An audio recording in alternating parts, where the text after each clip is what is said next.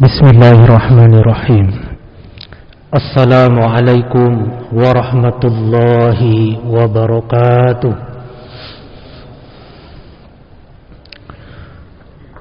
Alhamdulillahilladzi anzala as-sakinata fi qulubil mu'minin liyazdadu imanan ma'a imanihim. Asyhadu an la ilaha illallah wahdahu la syarika lah. Wa asyhadu anna Muhammadan abduhu wa rasuluh sallallahu alaihi wasallam la nabiyya ba'da. Allahumma salli wa sallim ala hadzal nabiyil karim wa ala alihi wa ashabihi ajma'in. Bersyukur kita kepada Allah Subhanahu wa taala pada siang hari yang berbahagia ini. Allah masih menganugerahkan kepada kita nikmat, rahmat dan hidayahnya, mulai dari nikmat iman, Islam, kesehatan, waktu hidup, dan beribu-ribu nikmat yang lain, yang mudah-mudahan kesemua nikmat tersebut bisa kita gunakan dengan sebaik-baiknya, kita syukuri dan menjadikan kita pribadi yang senantiasa taat kepada Allah Subhanahu wa taala. Amin Allahumma amin. Salawat dan salam senantiasa kita hadiahkan buat junjungan kita Nabiullah Muhammad sallallahu alaihi wasallam. Allahumma salli ala sayyidina Muhammadin wa ala alihi wa ashabihi ajma'in. Hadirin wal hadirah, jamaah salat zuhur yang dirahmati oleh Allah Subhanahu wa taala. Di dalam kitab Uqudul Lijain yang ditulis oleh ulama besar dari Banten, Imam An-Nawawi Al-Bantani, beliau seleting dengan Kiai Haji Saleh Darat dan merupakan junior dari Syekh Ahmad Khatib Al-Minangkabawi, ulama besar bertaraf internasional yang berasal dari Sumatera Barat. Dengan murid beliau diantaranya Kiai Haji Ahmad Dahlan dan Hashim Asy'ari. Beliau Imam An-Nawawi Al-Bantani ini di dalam kitabnya Uqudul Lijain ini itu menuliskan bahwa Allah Subhanahu wa taala itu telah menurunkan 104 kitab ke dunia ini. 100-nya berupa zuhuf dan 4-nya berupa kitab yang sudah kita kenal. 60 zuhuf diturunkan kepada Nabi Syed alaihi salam, 30 zuhuf diturunkan kepada Nabi Ibrahim alaihi salam, 10 zuhuf diturunkan kepada Nabi Musa alaihi salam, kemudian ditutup dengan kitab Taurat, kemudian Zabur, Injil dan Al-Quran. Ke-104 kitab tersebut itu merupakan kumpulan dari ayat-ayat. Semisal di dalam Al-Quran, Bismillahirrahmanirrahim disebut dengan ayat, Alhamdulillahirabbil alamin ayat, Ar-Rahmanirrahim ayat. Bahkan di dalam Al-Quran kita temukan ada 6.666 ayat, yang kesemuanya itu adalah petunjuk bagi kita semua. Apa relevansinya, hadirin wal hadirat sekalian, dengan munakahah, pernikahan?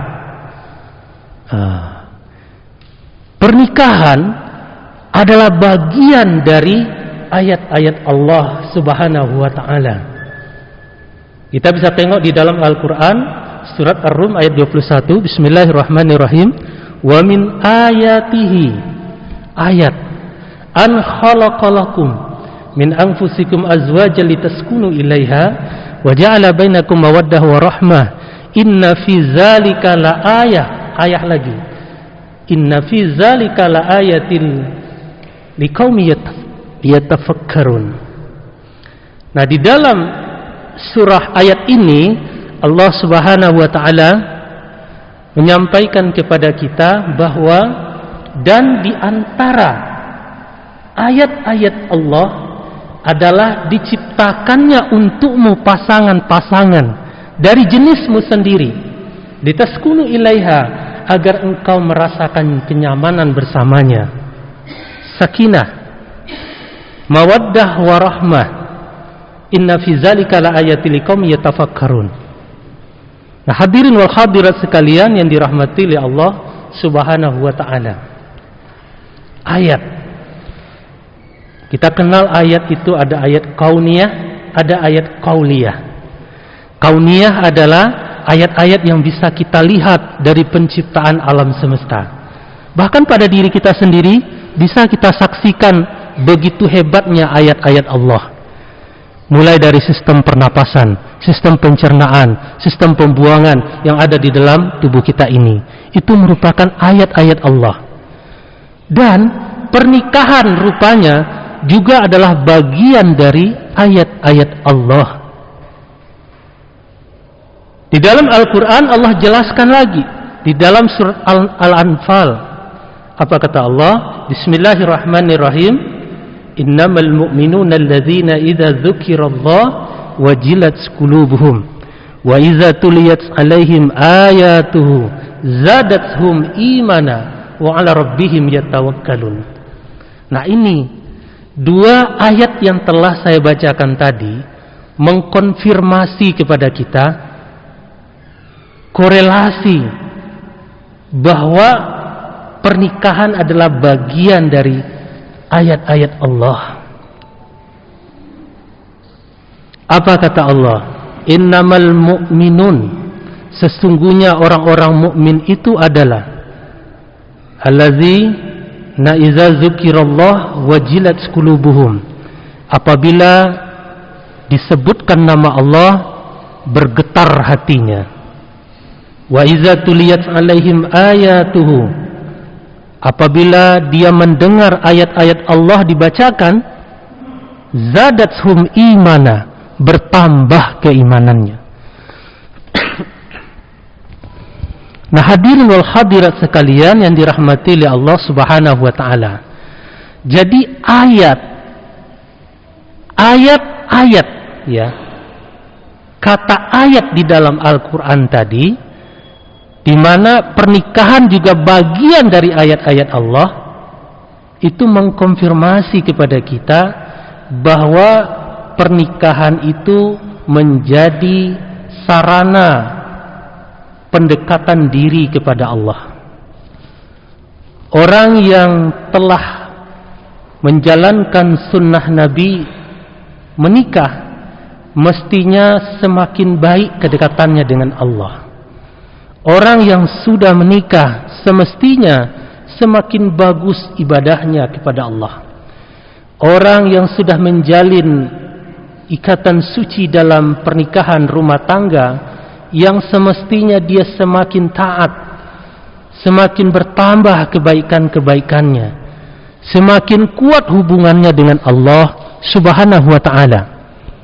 Jangan sampai kita justru sebaliknya. Karena makna nikah itu menurut para ulama itu ada dua. Yang pertama adalah merenggangkan yang rapat, dan yang kedua merapatkan yang renggang.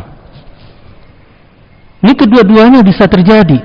Saat seseorang sudah menikah, seorang laki-laki menikah, dia membangun rumah tangga sendiri, maka seringkali kita temukan hubungannya dengan orang tuanya merenggang. Sudah jarang berkomunikasi dengan ibunya, dengan bapaknya. Perhatiannya habis untuk keluarganya saja. Tidak lagi ingat sama ibu, sama ayah yang sudah membesarkannya. Ini makna yang pertama. Dan makna yang kedua adalah merapatkan yang renggang. Yang dulunya tidak mengenal satu sama lain, tetapi setelah menikah, hubungan antara keluarga yang pria dengan keluarga yang wanita semakin dekat. Dari tidak kenal menjadi kenal, dari yang jauh menjadi dekat. Maka hadirin sekalian yang dirahmati oleh Allah Subhanahu wa ta'ala, maka kita sebagai seorang mukmin, sebagai seorang muslim, bahwa pernikahan mestinya menjadi sarana mendekatkan diri kepada Allah. Bukan justru menjauhkan diri kita dari Allah. Justru menjadi semangat, pelecut untuk lebih baik sebagai hamba Allah. Lebih baik dalam meningkatkan kapasitas diri. Lebih baik dalam hal keimanan, dalam hal ibadah. Fastabiqul khairah. Berlomba-lomba kita dalam kebaikan. Nah, hadirin sekalian yang dirahmati oleh Allah Subhanahu wa taala. Mudah-mudahan kita semua menjadi pribadi pemenang, bukan justru pribadi yang rugi. Karena Allah Subhanahu wa taala juga telah mengatakan, ya ayyuhalladzina amanu, wahai orang-orang yang beriman, la tulhikum amwalukum wala auladukum an zikrillah. Jangan sampai keluargamu, istrimu, suamimu, anak-anakmu, wa auladukum, anak-anakmu, menjauhkan dirimu dari Allah, dari mengingat Allah, dari menjalankan kewajiban kita kepada Allah Subhanahu wa taala. Wa may yaf'al zalika faulaika humul khasirun. Kalaulah kita tuh jauh gara-gara keluarga kita, gara-gara bini kita, gara-gara anak-anak kita, jauh kita dari Allah, maka kita termasuk orang-orang yang merugi. Lalu bagaimana orang yang beruntung? Orang yang beruntung adalah orang yang berjalan di jalan fitrahnya sebagai hamba Allah. Apa itu jalan fitrah? Jalan pengabdian, jalan di mana kita dari waktu ke waktu semakin taat kepada Allah, semakin bagus ibadah kita, semakin semangat kita dalam mempersiapkan diri untuk akhirat kita. Fa'tabiru ya ulil absar. Semoga bermanfaat buat kita semua. Wabillahi taufiq wal hidayah.